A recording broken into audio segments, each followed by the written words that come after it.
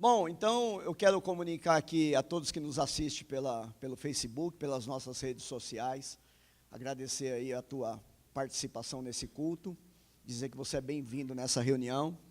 Nós estamos aqui começando hoje uma nova série.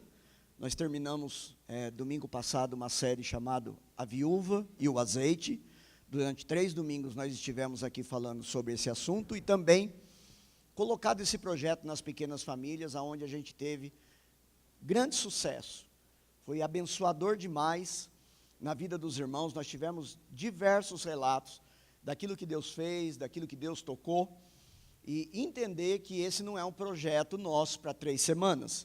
É um projeto onde a gente vai nos aculturar nessa possibilidade de viver essa mentalidade, essa ideia de que nós somos uns dos outros e que a gente pode contribuir, que a gente pode ser generoso, abençoador. Então, essa é uma cultura que a gente entende que está implantado dentro da nossa visão e nós continuaremos nisso.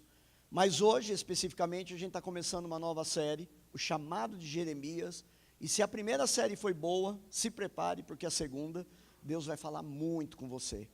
Né? Todo esse entusiasmo, todo esse ambiente que nós já criamos até aqui na nossa reunião, fala de um tempo profético, fala de uma ação profética, fala de uma vida profética que está na igreja, né? De que nós precisamos entender que nós somos profetas do Senhor para liberar anúncios de vitória, de bênção, né? de firmamento, estabelecendo o reino, estabelecendo a nossa cultura de reino, estabelecendo a nossa fé, estabelecendo Jesus como Senhor da nossa vida, da nossa casa, Senhor da nossa nação. E hoje, dando início a essa série, então, que a gente está começando nesse domingo, eu queria compartilhar com você algo, querido, mas eu não recebi de Deus uma pregação. Eu não recebi de Deus uma mensagem convencional, como a gente muitas vezes está acostumado a vir para a igreja e receber como forma de pregação. Eu acredito que Deus quer me usar hoje como alguém que vai trazer um fundamento, vai trazer um alicerce, vai trazer um momento muito sério que a gente está vivendo, tanto como igreja, como família e como também nação. Nós vamos ler aqui na palavra de Deus, Jeremias 29:1, um momento muito tenso da história. Eu queria que você abrisse então a sua Bíblia, no livro de Jeremias, capítulo 29, de 1 a 14, nós vamos ver que momento dramático da história desse povo de Deus. Abra comigo aí, profeta Jeremias, capítulo 29, que é o tema do nosso seminário aqui durante esses 3 domingos, em que a gente tem colocado algumas pessoas que ministram com o mesmo tema, mas com um olhar diferenciado para cada um desses temas. Durante a semana a gente esteve conversando com todos esses irmãos, dialogando o que a gente ia ministrar, entendendo o que é de Deus para a igreja, buscando o que é atual para o nosso momento, para a gente comunicar com você algo que está muito no coração de Deus nesse instante. E a palavra de Deus diz que estas aqui são as palavras de uma carta do profeta Jeremias, que ele enviou de Jerusalém aos que restaram dos anciãos do cativeiro, como também sacerdotes, profetas, e a todo o povo que Nabucodonosor havia deportado de Jerusalém para a Babilônia. Depois que saíram de Jerusalém, o rei Jeconias, e a rainha, e os eunucos, e o príncipe de Judá e Jerusalém, e os carpinteiros e ferreiros, pela mão de Elasa, filho de Safã, e de Gemarias, filho de Ilquias, os quais Edequias, rei de Judá, tinha enviado a Babilônia, a Nabucodonosor, rei da Babilônia, dizendo, aí vem a palavra de Jeremias, o profeta, para o povo. Assim diz o Senhor dos exércitos, o Deus de Israel, a todos os do cativeiro, os quais fiz transportar de Jerusalém para a Babilônia.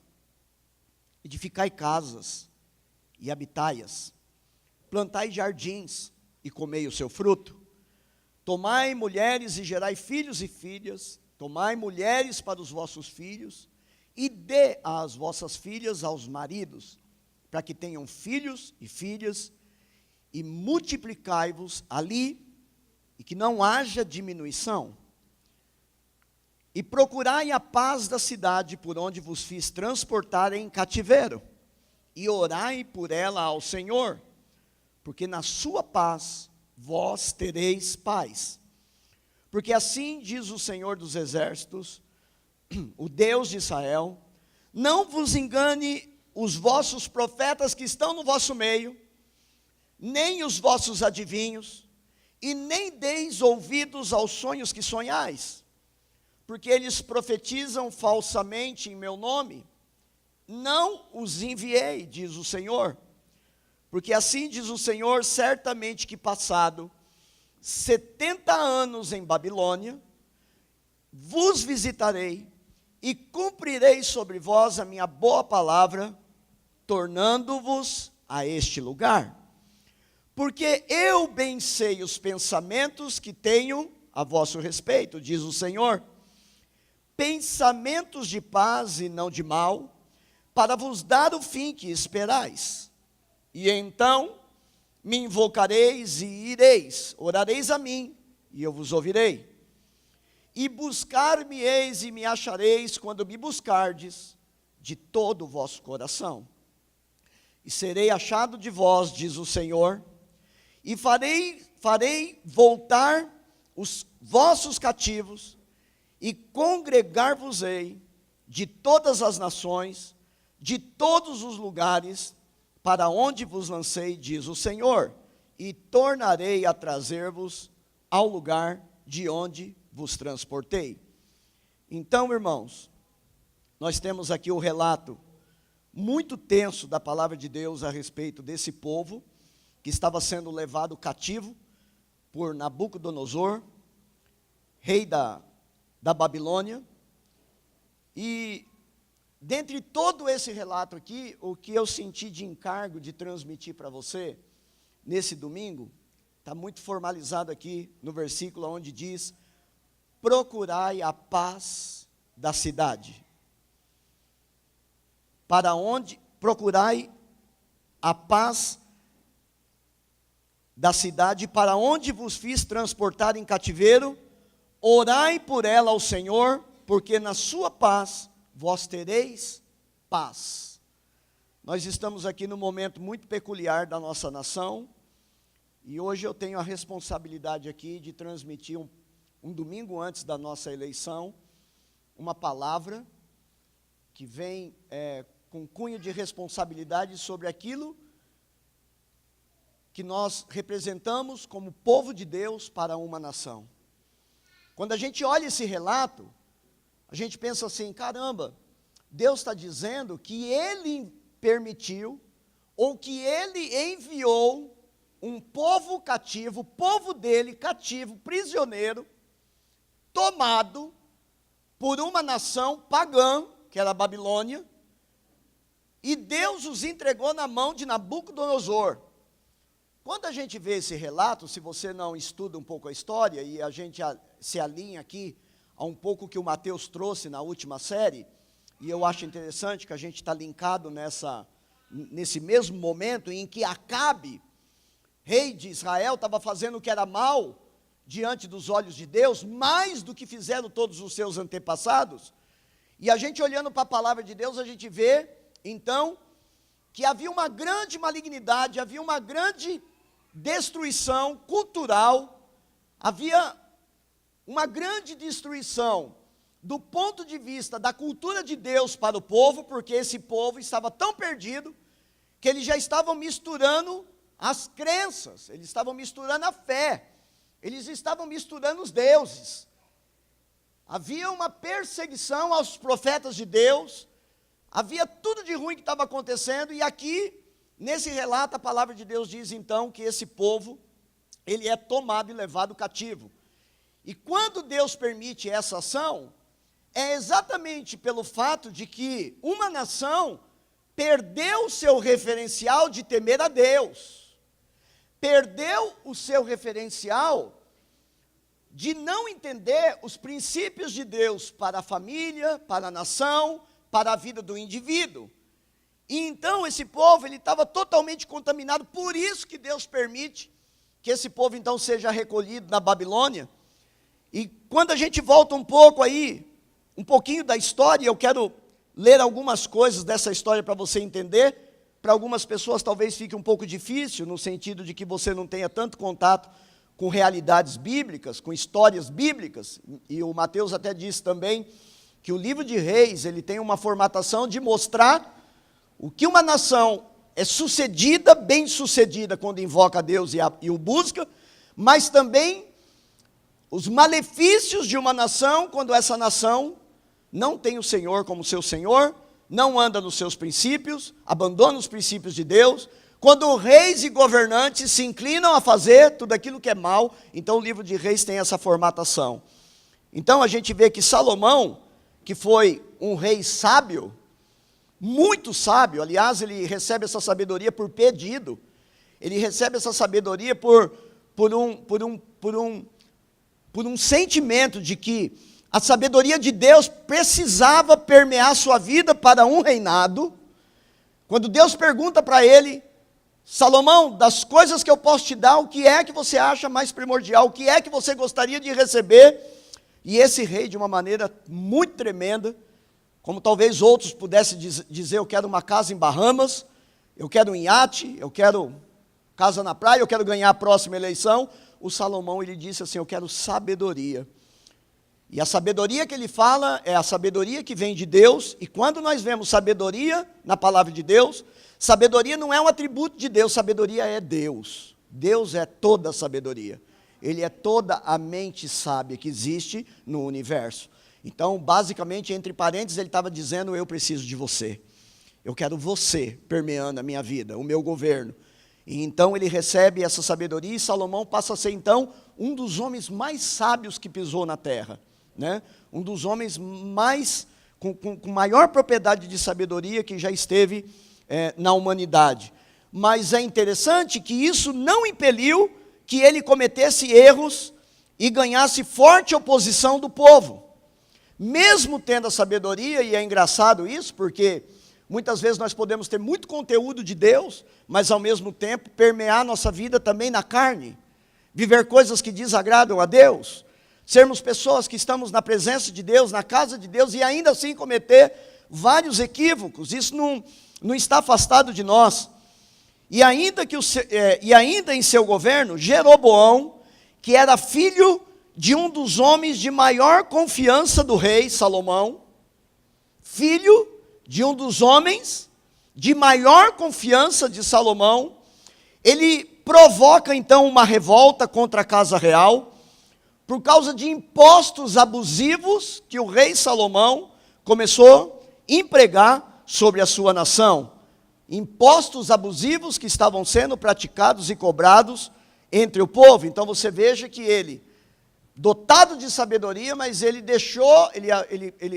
começou a criar um sistema aqui, né, um sistema imperialista de governo, contra o desejo de Deus, porque isso não era da vontade de Deus, e basta um só passo em falso para a gente poder viver e colocar as nossas vidas em grande complicação. Nós precisamos de sensibilidade para andar diante de Deus, porque pequenas coisas podem nos levar a grandes tragédias. Não desconsidere pequenas coisas como sendo: isso é muito pequeno, isso não é tão relevante, isso não é tão grave, porque do ponto de vista de Deus, às vezes um passo dado errado pode significar uma destruição de um projeto de Deus na vida de cada um de nós. Então, isso sem contar com a idolatria que Salomão passa então a cometer, e contaminação e práticas com mulheres pagãs. Salomão então envereda por caminhos que começa a trazer sobre Deus uma preocupação, porque todo governante, ele inspira os que abaixo deles estão. Todo governante que teme a Deus, ele vai inspirar um povo a temer a Deus. Todo governante que anda mal diante de Deus, ele vai ter uma responsabilidade de fazer com que o povo ande também em corrupção. E aí eu tenho temor de dizer isso, porque nós governamos a nossa casa. E a mesma coisa se aplica para você que é pai. Todo passo equivocado, sem temor e responsabilidade diante de Deus, vai atrair para aqueles que estão abaixo de você uma vida equivocada, uma vida errada, uma vida de pecado, uma vida de falta de transformação no caráter, e isso é muito sério. Então, é esse um pouco do nosso cunho de responsabilidade e de temor para esse acampamento que a gente quer fazer com os homens, porque nós precisamos orar. Nós precisamos ir para um lugar refugiado, apartado, para nós falarmos da nossa responsabilidade como marido, como pai, como homem na sociedade, isso é muito sério. Então a gente não atribui isso só ao PT, a gente não atribui isso só ao Bolsonaro, isso é atribuído a mim e a você como homem, como pai, né, como chefe de família, né, isso é muito sério. Como líder de uma empresa, como chefe de trabalho, as corrupções praticadas por você, as coisas equivocadas que funcionam na sua vida, que permeiam a sua vida, na vida profissional, também vai ter influência para aquele que está do teu lado, porque ele vai ver em você uma referência de alguém que diz que tem o temor de Deus, mas pratica coisas e obras que não são compatíveis à presença de Deus. Querido, eu não vim pregar, eu vim conversar com você nessa manhã. A Néia sabe o quanto eu fiquei atemorizado de trazer uma palavra hoje para a igreja nesse cunho. E é interessante que na primeira revolta que Jeroboão ele implanta contra o reinado de Salomão, ele não é bem sucedido, e aí ele teve que fugir para o Egito e ficar sob a proteção de um faraó. Ele não foi bem sucedido naquilo que ele tentou fazer, e então ele teve que fugir. Assim que morre então o rei Salomão, acontece algo tremendo aqui. Já havia, o ambiente estava tão aculturado com aquilo que Salomão estava implantando no seu reinado, já havia uma situação tão arruinada no governo de Salomão, no reinado de Salomão, que quando ele morre, 10 tribos do norte, porque Israel era formado por 12 tribos, ok? As 12 tribos que tinha como nome os filhos de Jacó, 12 tribos, tinha 10 tribos que era do norte, e tinha também 2 tribos que era do sul. E aí as tribos do norte disseram, como Salomão morreu, agora vai vir a cria dele, vai vir aquele que está abaixo dele, e obviamente ele vai continuar a mesma opressão, ele vai continuar com a mesma pegada, ou até pior, de querer cobrar mais impostos e subjugar-nos mais ainda. E o que eles fizeram? Essas 10 tribos se rebelam contra o governo de Deus, contra o governo que deveria ser implantado por dinastia, por sequência, porque o reinado era tomado ou era adquirido por conta de genealogia, de um rei pai que morre e o próximo filho mais velho assume, né? Era assim que era feito, e eles disseram, nós não queremos Roboão, que era filho de Salomão, para ser o nosso rei.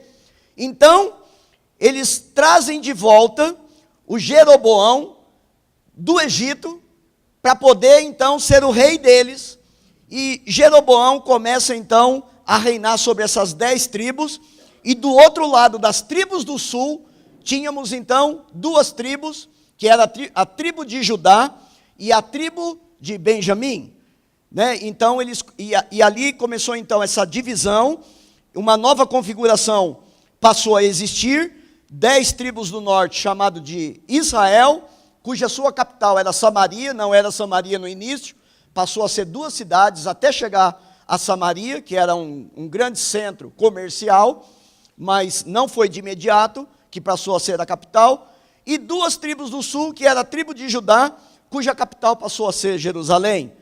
As grandes vantagens, querido, do reino da Judéia, foi que eles ficaram com a capital, Jerusalém. Você sabe que Jerusalém é a grande briga do mundo.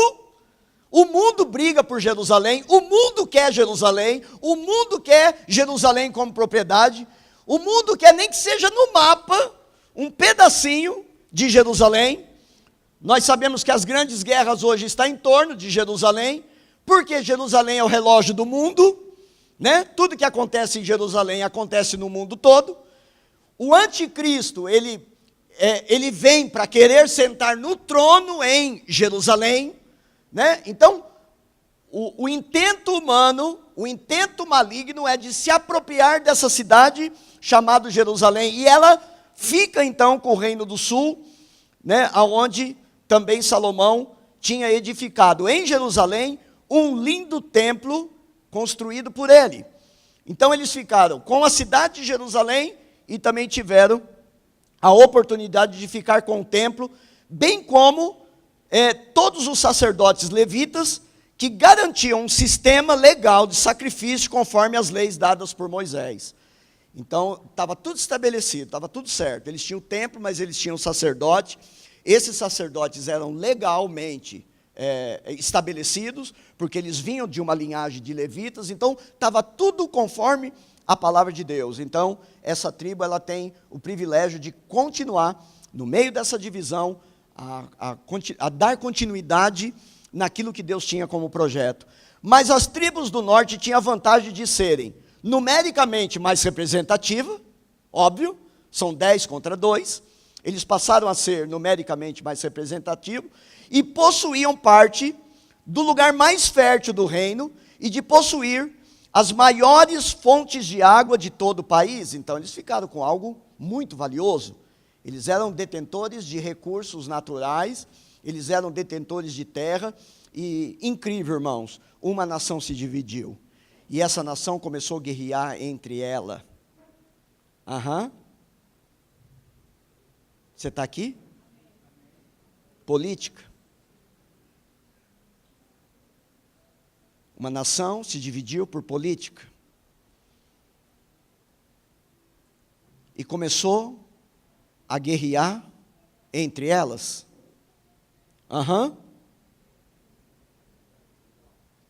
Você está no Facebook? Percebe a guerra que nós estamos vivendo? A intolerância? Nego sai na mão por causa de política, nego mata por causa de política, nego dá facada por causa de política, nego mata, nego persegue família, nego esconde filhos por causa de política, nego sai na mão, nego não trabalha por causa de política. A grande desvantagem para esses dois reinos, meu amado, é que esses reinos então se dividem.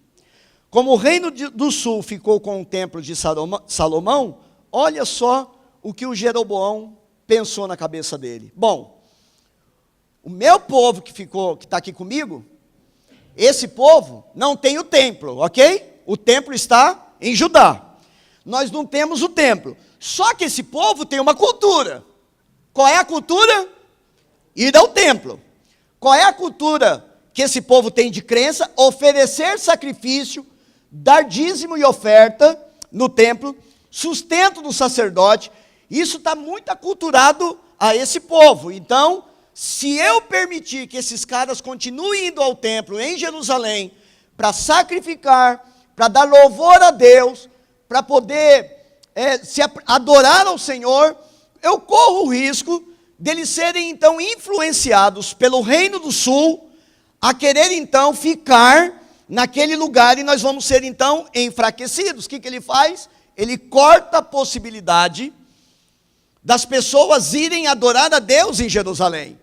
Mas ele não deixa eles sem uma possibilidade. Ele cria então, coloca 2 templos, ele constrói 2 templos, um na cidade de Dan e um na cidade de Betel.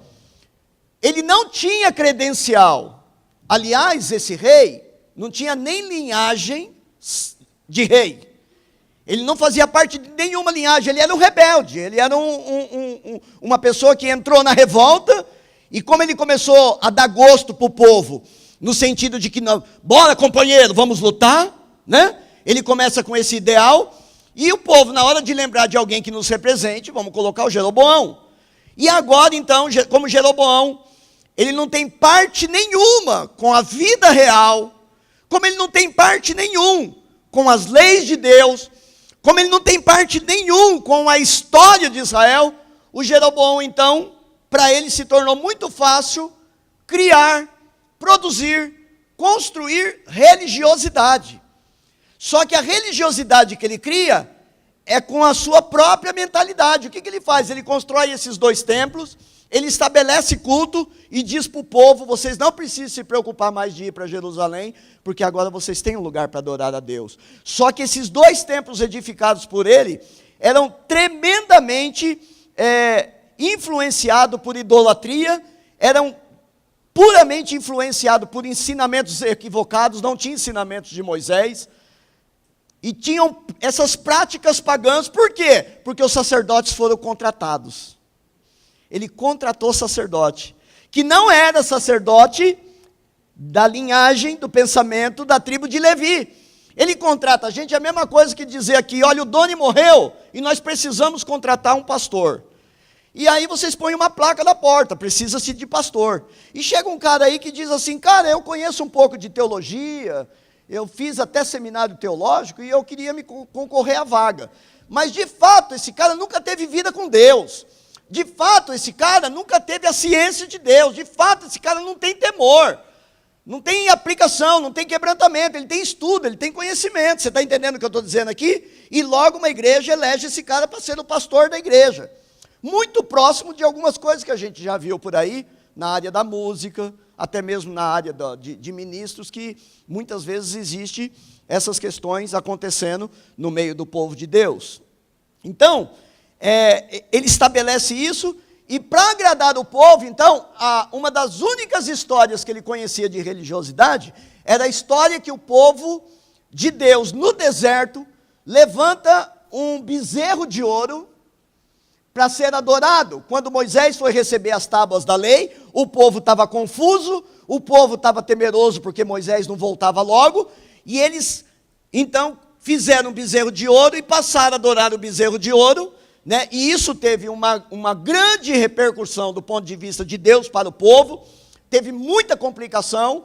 E ele, lembrando dessa história, ou sendo influenciado por alguns das tribos que estavam ali, porque também participaram junto com Moisés desse momento histórico, né, eles disseram, o povo gosta muito de bezerro e de ouro, né? Então, as pessoas, elas gostam muitas vezes, irmãos, e eu vou falar, nós gostamos muitas vezes daquilo que nós vemos. Nós gostamos muitas vezes de aplicar a nossa fé e a nossa credulidade a algumas coisas que nós vemos. E, em contrapartida, muitas coisas que cheiram ouro, muitas coisas que cheiram recurso financeiro, que é uma luta, muitas vezes, nós fazermos uma igreja, porque as pessoas, elas estão apegadas intimamente com o bezerro de ouro. Elas estão cultuando mais a vida financeira, cultuando mais o bezerro de ouro do que cultuando ao próprio Deus. Então, esse rei, ele cria essa possibilidade, então ele resolveu um problema. Agora acontece o seguinte, no período de 209 anos, o Reino do Norte teve 19 reis. Em 209 anos, 19 reis que sucederam por golpes de Estado, chacina, morte e traição. Te pergunto de novo. Chacina, mortes, traições. Você sente o cheiro disso, irmão? Enquanto que no reino do sul, o reino de Judá, alguns reis se tornaram justos, mas também alguns reis se contaminaram e não foram tão justos do ponto de vista de Deus e governaram então o seu reino. A situação se agravou quando Israel se ajunta à Síria. Israel se ajunta à Síria para destruir Judá.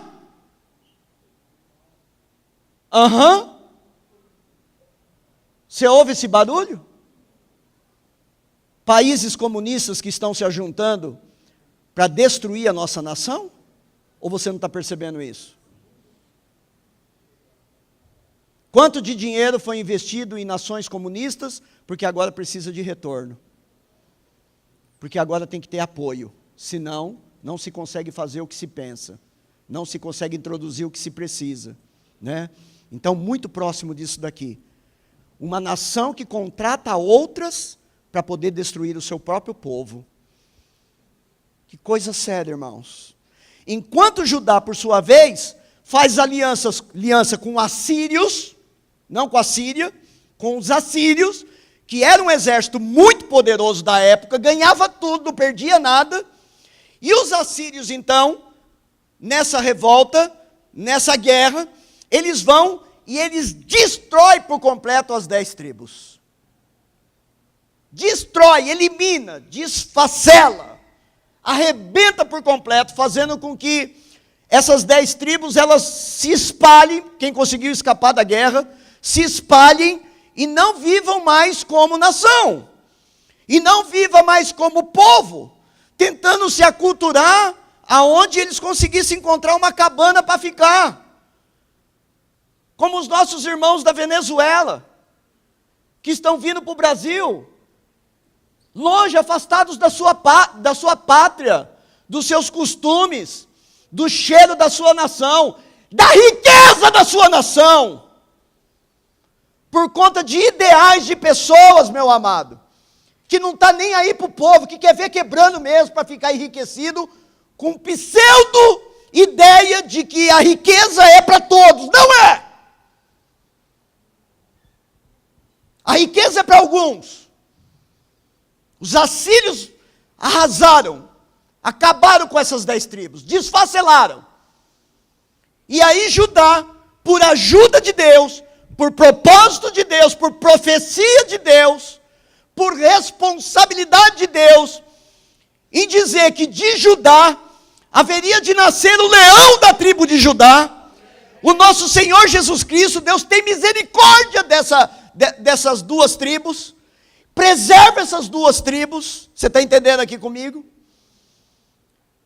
Mas eles não escaparam, no ano de 722 antes de Cristo, de serem dominados.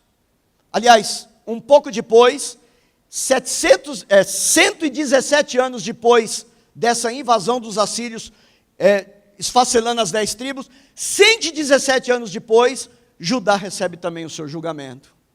E agora entra naquilo que nós acabamos de ler. Nabucodonosor, rei da Babilônia, entra em Jerusalém, toma Jerusalém, toma o seu povo, toma suas crianças. Irmãos, vai vendo a cena. Criança correndo para tudo quanto é lado, perdendo pai, perdendo filho. Famílias largando casa, abandonando tudo. Sacerdotes que não tinham mais, tinha que sair correndo do templo porque ia ser invadido. Gente consagrada diante de Deus que tinha que pagar por algo que a nação estava vivendo. Você sente o cheiro disso? 117 anos depois, o rei Nabucodonosor leva cativo, destrói o templo, leva todos os utensílios da casa de Deus para a Babilônia, inclusive os seus cativos. Sabe quem ficou? Os mais fracos. Sabe quem ficou? Os mais pobres. Sabe quem ficou? Aqueles que não tinham possibilidade de reconstruir coisa alguma. Eles permaneceram na cidade para continuar lidando com o cultivo de algumas coisas que levaria recursos para quem? Para a Babilônia. Na Babilônia houve então um grande recrutamento para se ter os mais sábios, os mais bonitos, os mais fortes, os melhores que tinha na tribo de Judá, tinha a possibilidade de entrar na cidade da Babilônia. Entre eles, Daniel, Sadraque, Mesaque, Abidnego, homens que temiam a Deus tremendamente. meu pai.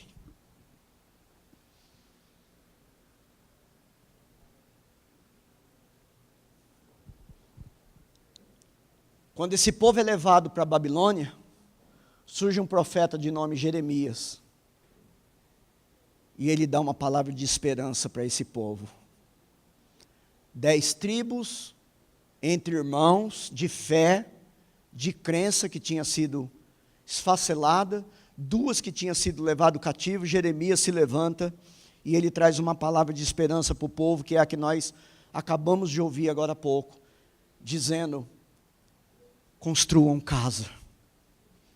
Aonde? Na Babilônia, porque nem todos entraram na Babilônia. Um grupo ficou em Jerusalém plantando, um outro grupo que não era o seleto ficou aos redores do muro da Babilônia, e os seletos então entraram para fazer parte da Babilônia, para contribuir com alguma coisa cultural dentro da Babilônia. Jeremias então disse para aquele povo que estava fora da cidade, entre eles tinha ali sacerdote, que não servia para nada dentro da Babilônia. Eles tinham outros deuses, eles tinham outra cultura. E então, eles recebem uma palavra ali, alguns sacerdotes, mas eles estavam tão contaminados, que dentre eles haviam falsos profetas, que profetizavam contra esse juízo que Deus estava estabelecendo, e dizendo: arrependa-te, porque Deus vai pesar a mão. Arrependa-te, presta atenção, como povo, o que vocês estão vivendo, porque Deus vai lidar com essa questão. E os profetas se levantavam dizendo: é nada, para, nós somos de Deus. Deus tem coisa boa para nós. E quando esse povo é submetido a esse jugo da Babilônia, né, a gente vê a palavra de Deus vindo por intermédio de Jeremias, dizendo: ainda que vocês estejam no terreno do perigo, ainda que vocês estejam no terreno do cativeiro, ainda que vocês não tenham as suas danças, ainda que vocês não tenham a sua cultura, ainda que vocês não tenham a oportunidade de viver família, porque ali muitos perderam pais, e perderam irmãos, e perderam filhos, filhos perderam pais, eles estavam totalmente dilacerados. A palavra de Deus veio para eles dizendo: nesse cenário, construam casas, plante, colha, edifiquem, plante jardim. Você sente o cheiro disso? Você consegue sentir o cheiro disso? Porque o cenário não é bem esse mesmo? De desesperança? E a palavra de Deus está vindo para nós essa manhã, irmãos, bora, continua trabalhando, continua edificando. Irmão, tenha força, continua plantando jardim, olha para o horizonte é de Deus. Case-se e se dê em casamento. Ontem nós tivemos o povo continua casando, aleluia. Tenham filhos e filhas, bora gente, bora produzir, bora fazer nenê, bora povoar o nosso berçário, porque a desesperança não está nesse nível. Quantas pessoas que a gente comunica, quantos casais que a gente comunica dizendo assim: nós não queremos ter filho. Você já conhece alguém, algum casal que recentemente casou e disse: nós não temos planejamento de ter filho, porque não dá para ter filho do jeito que está. Só se eu for para a Europa, só se eu for para a Austrália, só se eu for para a Inglaterra, dá para ter filho, mas no Brasil não dá para ter filho. Você escuta muitas vezes esse relato? Sabe, irmãos, foi nesse período em que Deus tira esse povo, 70 anos depois, pela promessa de Deus, pela boca de Jeremias, tira esse povo do cativeiro babilônico e traz de volta para Jerusalém, e eles reconstroem a cidade, eles reconstroem o templo, e eles começam de novo, celebrar na presença de Deus a possibilidade de viver na sua própria pátria. Nesse período então surge o tema judeu, referindo-se não somente aos membros da tribo de Judá, porque antigamente só era judeu quem era da tribo de Judá, não se referindo só a esses, mas a todos os descendentes vivos, todos os que eram vivos, descendentes de Abraão, que permaneceram no período do exílio babilônico. Agora, no período persa, que é um outro momento aqui, que os persas estão dominando até a Babilônia, o termo judeu passou a significar como seguidor da religião judaica. Isso é, na fé de Abraão. até mesmo os estrangeiros que se identificavam com aquela fé, passavam a ser chamados como judeu. Foi pela tribo de Judá que as tradições seguiram com força até os dias de hoje. Até os dias de hoje nós temos essa força desse povo que nós denominamos povo judeu. Os descendentes de Abraão foram primeiramente chamados de hebreu. Depois passaram a ser chamados do quê? Israelitas. E por último, eles passaram a ser chamados de judeu. Por fim, do cativeiro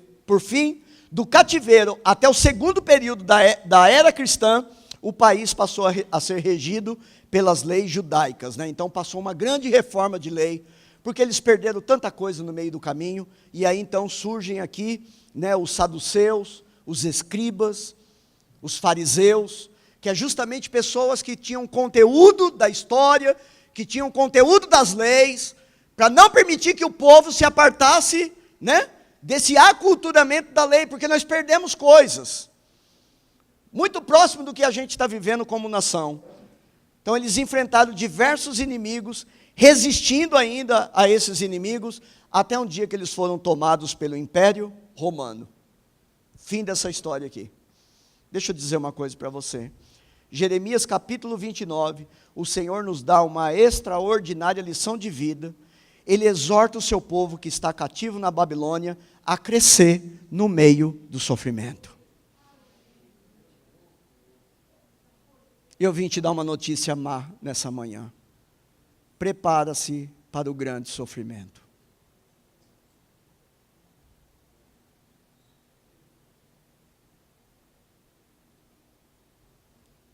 Nós precisamos ser firmes em Deus para manter firme a nossa esperança.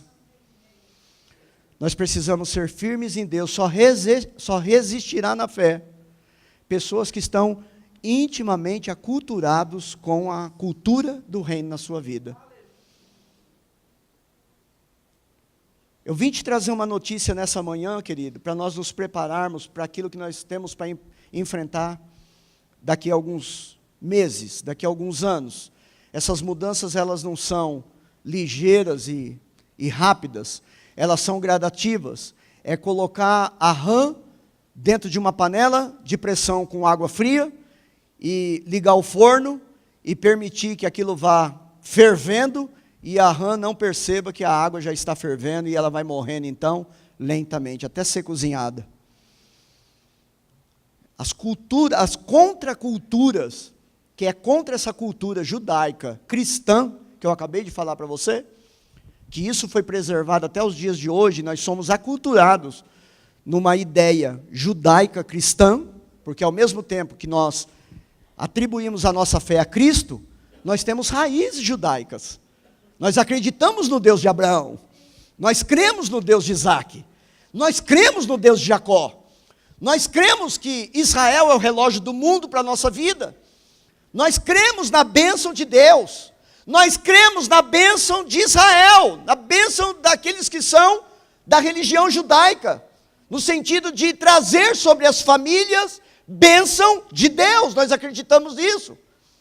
Então, há um sistema acontecendo, querido, lentamente, gradativamente, para nós perdermos isso, e espera que isso virá. É muito cômodo crescer, querido, quando tudo está favorável.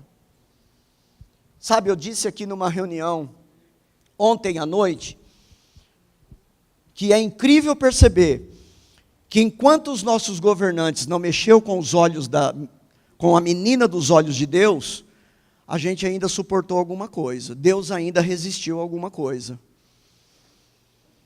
Porque antes, as brigas políticas, a ideia de se obter poder, era por conta de dominar financeiramente, de roubar, porque, querido, a corrupção não é de agora, tá bom? Não é PT. Esquece isso. Não vem dizer para mim que os militares eram honestos, como eu vi um vídeo ontem, que todos os militares morreram pobres e eram internados em hospitais de rede pública. Não me conta isso. Não me conta que essa gente não usufruiu de muita coisa. A corrupção não é do agora, tá bom? Então esquece essa ideia. Agora, pensando que a corrupção é um hábito da nossa nação, nós precisamos entender que nós seremos convidados por Deus a viver um princípio que é ante essa cultura que se vive na nossa nação, querido. Porque nós aprendemos com isso, com essa cultura da vantagem, da lei de Gerson, e isso está na igreja, isso está na minha vida, está na sua vida, intrínseco. Isso está colocado dentro de nós, amado. Não adianta a gente culpar os outros quando a gente é corrupto nas pequenas coisas que nós fazemos. Por isso que muitos homens que se dizem de Deus, quando entram para a política, eles externam aquilo que está lá dentro. Porque aquilo que não está lá dentro, não é externado. Você compreende isso? Mas entra, passado 2, 3 anos, eles entram na corrupção e você começa a ver escândalo. Fulano que diz que é crente, está lá roubando, está fazendo isso, está fazendo aquilo outro. Não é isso que a gente escuta? Por quê, querido? Porque a malignidade, o mal, está implantado dentro do ser humano. Então, enquanto ele está num ambiente onde ele não tem tanta possibilidade de propinar, de ser legalizado dentro daquilo que é erro e é equívoco, está tudo bem com ele. E eu me preocupo com isso. Eu digo, Deus, o que eu sou capaz? Você já perguntou isso para Deus? O que eu sou capaz se eu precisar, numa hora para outra, ver uma mulher pelada na minha frente, dando mole? O que eu sou capaz de fazer diante de uma proposta de eu meter a mão numa mala sem que ninguém saiba? O que eu sou capaz de fazer quando a menina do caixa me dá um troco errado? Vamos abaixar a bola? Quando a menina do caixa me dá 10 reais de troco errado, o que é que eu faço quando eu pego aquele dinheiro e eu percebo que tem um erro? Essa semana pintou 4 mil reais na conta da Neia. Nós ficamos desesperados com essa situação. Acabei falando o valor, né? Putz, nós somos família. E nós ficamos desesperados, porque nós pensamos assim, da onde vem? Mas dá uma vontade de dizer, ué, já que depositaram, amor. Você pediu para fazer? Olha Deus, provedor. Nós estamos fazendo um seminário. Você é dizimista, fiel, ofertante. Então Deus mandou uma mala preta com 4 mil reais. Aí alguém em algum banco, em algum lugar, que meteu esse crédito de uma forma errada, vai pagar. Vai gemer na rampa, coitadinho, que ganha às vezes 1.000 reais. E fez um DOC, uma transferência, que fez alguma coisa que proporcionou um erro, e que você foi beneficiado, e você diz, aleluia, glória a Deus, vou dar até o dízimo domingo, 400 é de Deus. Aí ela foi atrás e acabou descobrindo que não, era legal o dinheiro. Pode aplaudir o Senhor, irmão. E eu convido você a chamar a Neia para ir no rodízio hoje de carne e pedir para que ela pague essa churrascada desse domingo. Aleluia. Glória a Deus. Ó, isso, fica perto aí que ela está com a coisa gorda. Aleluia. Você está entendendo, irmãos? É muito cômodo crescer quando tudo está favorável. Deus nos exorta a crescer, mesmo em terra de dor, mesmo em terra de sofrimento. Irmãos, eu estou pasmo de como Deus está nos treinando para alguma coisa. Eu estou pensando que a gente está criando um mover do Deus provedor, da viúva e o azeite, que você está precisando, irmão, sem conta, aqui, eu tenho até mais, né? Agora tem, quem é da minha pequena família aí, está feito, né? Está maravilhado, e eu estou pensando que isso é algo assim, que a gente vai viver para, sabe, para curtir a vibe. Hoje de manhã Deus falou, Doni, será que essa não vai ter que ser um estilo de vida sobre os brasileiros na nação? Da gente realmente ter que dividir os nossos bens um com o outro, e isso não é socialismo, isso é cristianismo? Estou preocupado, irmãos. E aí em seguida a gente entra com uma outra porção, falando do chamado de Jeremias, e a gente, a véspera de eleição, querido, nós não combinamos isso. Isso chegou para nós, o Espírito Santo está falando, você está entendendo? Deus está formando um quebra-cabeça que hoje de manhã eu falei, Deus, só debaixo de sensibilidade, só debaixo de jejum, Só debaixo de consagração para você perceber o movimento de Deus. Lembra quando eu preguei aqui sobre o movimento de Deus? E a gente saiu daqui extasiado, dizendo, uau, que coisa. Não, é preocupante, irmãos. Agora estou entendendo que é preocupante. Qual é o pensamento de Deus em relação a nós? Aconteça o que acontecer, o pensamento de Deus para nós é de paz, de prosperidade, de crescimento e não de mal. Ganhe o Haddad, ganhe o Bolsonaro, ganhe quem quer que seja. Eu quero dizer para a minha igreja nessa manhã, como pastor desse lugar, os pensamentos de Deus são de paz e não de mal. Para mim e para a tua vida.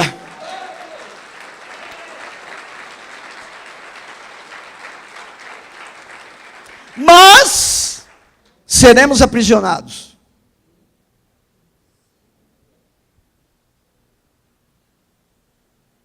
Seremos levados cativos. Pode se preparar, irmão, que eu estou falando. Não é o cativeiro aqui, não. É um cativeiro de ideias. É um cativeiro de pensamentos que já está na sua cabeça. Já domina o teu pensamento. Ele já é um pensamento anticristão, já está na tua mente. Já está na mente dos pais. Já está na mente dos casais. Quer que eu te diga? Grande número de divórcio hoje dentro das igrejas. Não tem nada a ver. Não está dando bem? Deus vai querer que eu viva infeliz, irmão? Oxe, o Senhor quer que eu seja feliz. O que é isso? Felicidade a qualquer preço? O que é isso? Se não comunismo? Se não marxismo? O que é isso, irmão? O que Deus diz na palavra? Eu, o Senhor, sou um Deus que odeia o divórcio. Abomino o divórcio. Mas a cultura marxista diz, não precisa ter família. Aliás, separa dela e casa com ele. Sim ou não? Separa dela e casa com elas. Mulher, separa dele e casa com elas. Porque eu estou numa escola de terapia familiar, onde essa coisa está,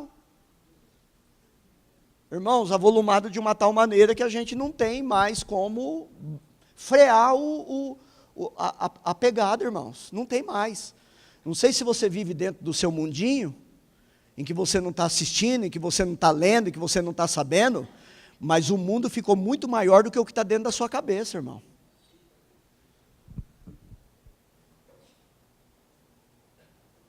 Olha o cenário atual da nossa nação, como se assemelha com as divisões das tribos, o país completamente dividido, destruição de uma nação que não teme a Deus, que colocou o seu pé a não temer a Deus. E agora surgem os falsos profetas, em que eu digo, eles estão falando não pela boca de Deus. Eles dizem, se eu ganhar eu vou fazer isso em nome de Deus. Nunca estão falando em nome de Deus, porque depois que assume, eles vão contra a cultura do reino de Deus. Pessoas que se dizem cristãs dizendo, eu apoio o aborto.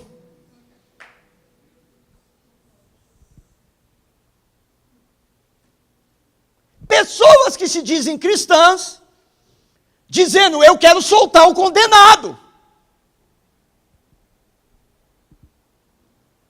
Porque o povo quer, o povo está gritando, solta o rei, solta o rei, solta o rei, e ele será solto. O rei será solto.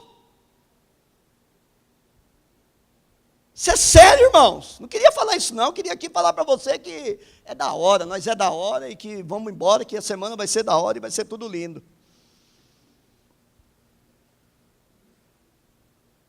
Eu queria te falar algo aqui muito importante para a gente poder encerrar. Eleições 2018. Nosso papel como igreja.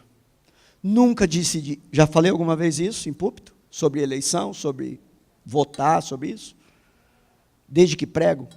Alguma vez? Se a Néia estiver mentindo, então vocês catam ela depois. Nunca, irmãos. Sabe por quê?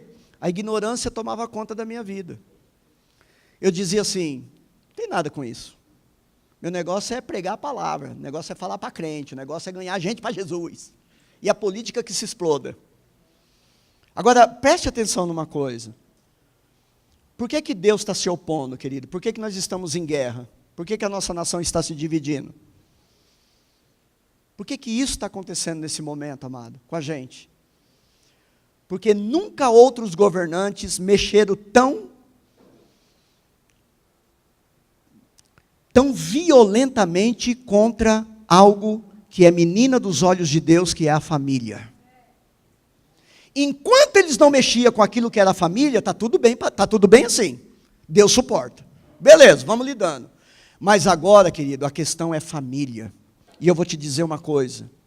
Você que é pai, você que tem família, abra os teus olhos, porque a questão não é política. A questão é infiltração de uma mentalidade que vai arrasar com seus filhos.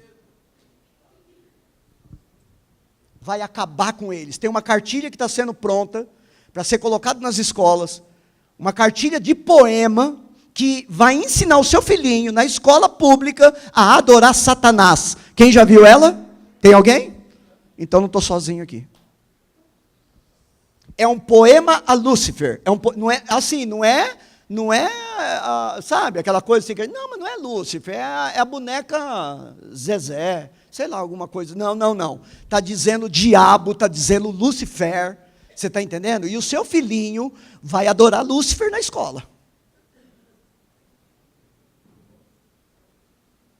O seu filho será confuso no primeiro ano de escola, com cartilhas que estão colocadas lá, meu amado, dizendo que ele nasceu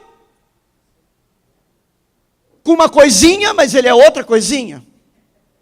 E que quem escolhe não é papai e a mamãe, tirando a autoridade da família de dizer, tu é meu filho, que coisa linda. Não sou não. Ô meu príncipe, não sou não, eu sou princesa. E a princesa dizer, não, eu sou príncipe, eu quero montar no cavalo. O seu filho vai receber uma outra identidade, e você não terá força para dizer não. Irmãos, eu não estou fazendo apologia a partir do A, B ou C, tá bom? Eu estou falando do que os profetas da nação estão dizendo.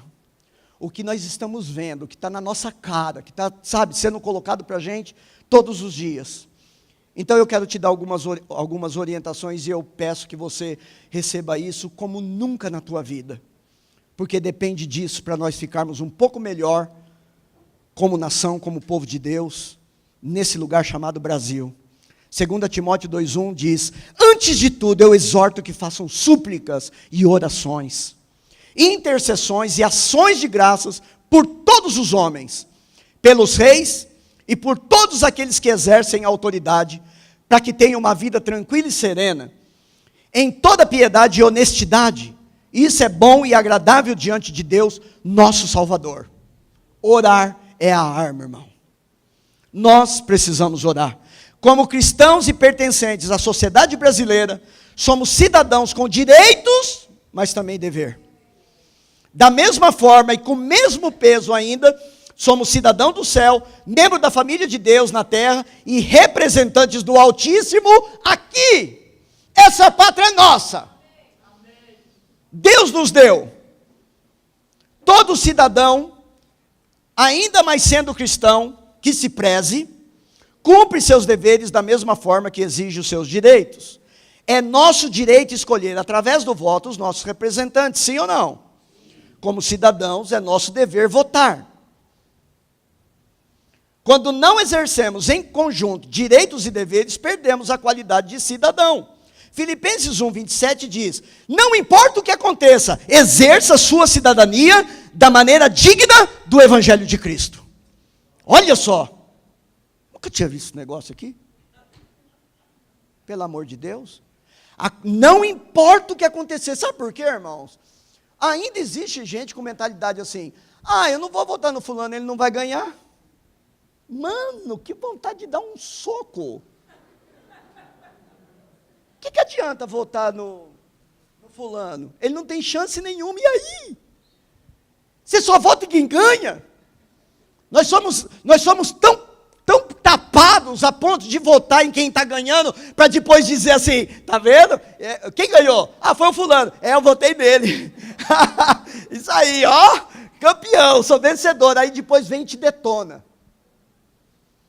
Como pastores da Igreja de Cristo, nós sentimos-nos, eu estou falando como pastores, porque isso aqui está sendo ministrado em diversas igrejas no nosso Brasil no dia de hoje. Como pastores de Cristo, nós sentimos-nos na responsabilidade em trazer ensino necessário a respeito desse tempo de eleição em que estamos vivendo na nossa nação. Número 1, ore por sabedoria, irmão. Você quer anotar? Ore por sabedoria. Provérbios 1:7 diz: o temor do Senhor é princípio de sabedoria.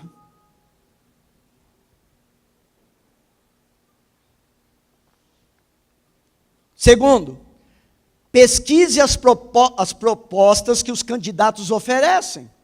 Pelo amor de Deus, irmão. Eu vou votar no Antunes, mas nem sei o que o Antunes está propondo. Vote no Tiririca, abestado. Santo de Israel. Ele ainda xinga, ele fala que tu é besta. Assista os debates, mesmo os que já passaram. Pelo YouTube, nós temos condições de ver. Pergunte a mais de uma pessoa da sua confiança sobre opinião política. Nós não dominamos a área, então pergunta para quem sabe. Não faz mal que ele é lá. Pergunta para ele, vai questionar, vai saber. Observe se o candidato não está sendo indiciado e condenado por corrupção em primeira instância. Pelo amor de Deus, baixe no seu celular o aplicativo Ficha Limpa. Você baixa, olha, apaga, exclui, não precisa ter lá. Mas é necessário. Onde você vai ter acesso a essas informações. Não vote em candidato com histórico de participação em negócios suspeitos. Disseram que o cara está, meu irmão, onde tem fumaça? Porque ninguém mexe com quem é certo, irmão. E é difícil não mexer com alguém, então, né, na política, né? Quarta questão, é contra o aborto? Esse é um valor cristão que não podemos abrir mão. Irmãos, eu estou pasmo que tem filho de crente no CCA sugerindo aborto. Essa semana, uma professora estava falando sobre essa questão de engravidar antes da hora. Ela não pode engravidar antes da hora, né? É depois do casamento, depois que casa, tal. Viu a fulana que engravidou e ela é novinha? A criança, filho de crente, disse assim, fala para ela abortar. 8 anos.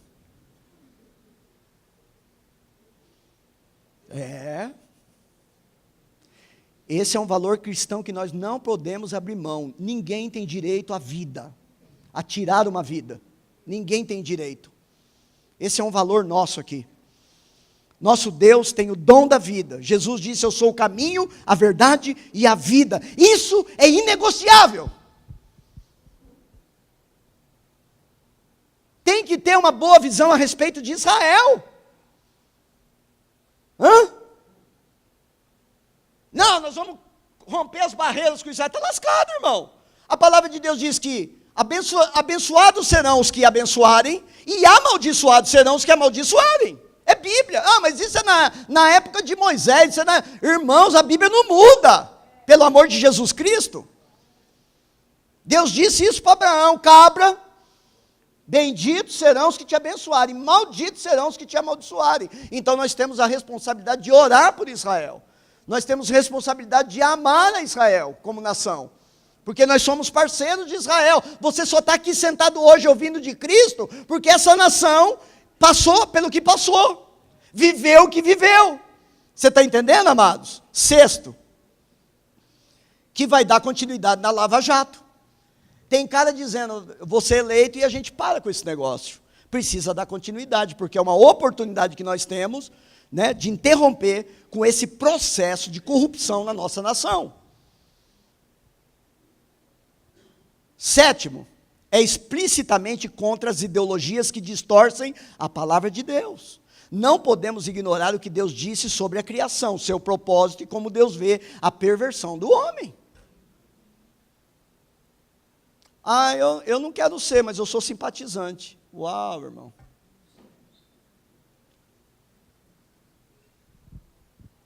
Nada contra a pessoa, mas tudo contra o que ela faz. Ok? Nada contra a pessoa, mas nós temos que tomar cuidado com aquilo que ela faz da vida dela. Escolher deputado estadual, federal e senador é tão importante, querido, como eleger o executivo, como presidente da república. Os homens que assumem a Câmara Legislativa, eles que vão delinear nosso futuro como nação, promulgar possíveis leis que poderão ferir a nossa fé, nossa família, a nossa sociedade. Não vote pegando o folhetinho na porta da escola. Eu não sei quem votar. Maria não sei das quantas. Tem bastante bandeira ali embaixo na Belas Artes. Eu vou votar naquele candidato. Nem sei quem é, eu vou votar nele, porque tem tanta bandeira, está tão bonita a rua. Está tão iluminada.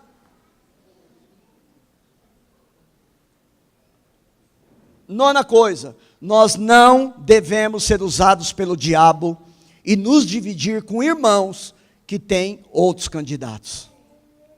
Diga amém. Amém. É gostoso. E aí, irmão, você vai votar em quem? Vou votar no Bolsonaro. Eu não, cara, eu quero votar no fulano de tal. Mesmo por quê? Por causa disso, por causa daquilo outro. Poxa, cara, legal. E aí? Não, eu orei, Deus me deu esse cara, tal. Amém? Glória a Deus. Respeitar a orientação política diferente da sua. Por isso, você precisa fazer o quê? Orar, depois orar e depois orar. Nós não podemos abrir brecha nesse sentido. Outra coisa, votar em nulo ou em branco não é recomendável, visto que votando assim, ainda que seja um direito democrático, você pode, não é isso? Votar em branco ou nulo, você não vai contribuir de forma construtiva para o processo. Vote alguém. Convocamos a cada irmão, e aqui é uma convocação, a nessa semana você fazer pelo menos 3 dias de jejum, irmão. Eu estou falando sério. A coisa está séria. Você se programe essa semana. Pastor, por que eu jejuo? Para o meu candidato ganhar? Vou jejuar para o Bolsonaro ganhar? Não. Você vai morrer de jejuar e ele não vai ganhar. Em que sentido? Que o jejum não é para ninguém, não é para as coisas acontecerem. O jejum é para você ter sensibilidade. É para você ser sensível à voz de Deus na sua vida. Então, você pode fazer alguns jejuns, e eu indico que você faça até alguns jejuns de forma total, a se abster mesmo de muita coisa durante esses 3 dias, para que você esteja cada vez mais sensível. Não vote para o candidato que está na frente. Colocando aqui esses simples critérios como objetivo de ajudar você a acertar o alvo e cumprir a vontade de Deus na terra, representamos o Altíssimo e em tudo que vamos fazer, devemos tentar nos aproximar ao máximo de como Ele faria com essa questão da nossa responsabilidade. Eu tenho um convite, aliás, eu coloquei aqui convite que não é convite. É uma santa convocação. Querido, eu sou o seu pastor. Eu preciso de você sexta-feira, às 23 horas aqui na igreja. Querido, eu sou o seu pastor. Eu estou te convocando. A gente nunca faz isso. Mas eu estou tão de cabelo em pé, estou tão preocupado com essa ideia de que nós seremos cativos de muitas coisas. Nós precisamos orar como igreja. Sexta-feira, às 23 horas, até às 24 horas, nós estaremos aqui orando pelas eleições. É uma grande oportunidade de você consagrar na semana, fazer jejum, pedir sensibilidade e Deus falar com você na vigília. Amém? Vai ser tremendo. Depois, talvez a gente continue, mas das 23 às 0 hora, nós estaremos orando especificamente pela política. Pastor, esse horário é muito ruim, eu não tenho carro para voltar. Querido, eu levo cada um em casa, põe no meu carro e levo, de tão importante que é esse momento. Nós nos dividimos aqui em irmãos, a gente vê onde cada um é, a gente, sabe, cada um vai virar Uber aqui, para a gente levar você de volta para a tua casa, para mostrar para você o quanto que é importante. Sabe, querido, Israel tinha santas convocações, e quando se tocava a trombeta,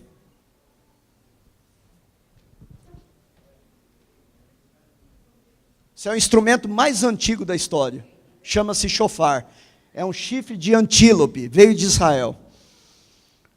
Quando esse instrumento era tocado, era porque havia uma santa convocação. Você ouviu o som do shofar nessa manhã?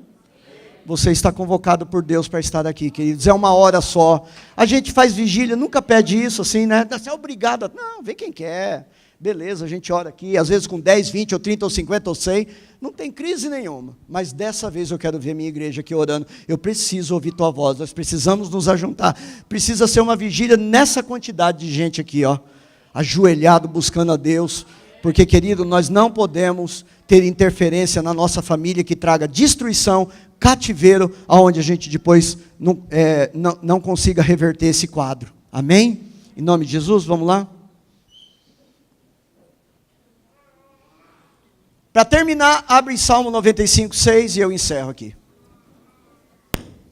Salmo 95, 6. Há uma santa convocação nesse lugar, nessa manhã.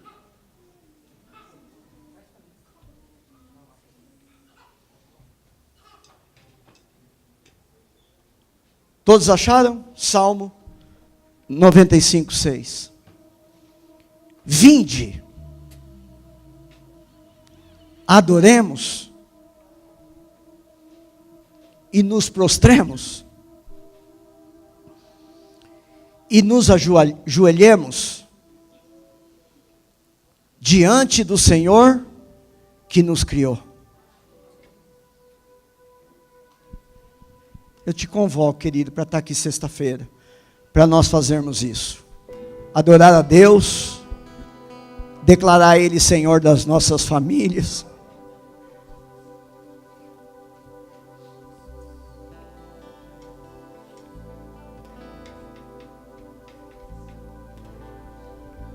Declarar que nós nos prostraremos diante dEle, e de que nós nos ajoelharemos diante dEle, porque foi Ele quem nos criou.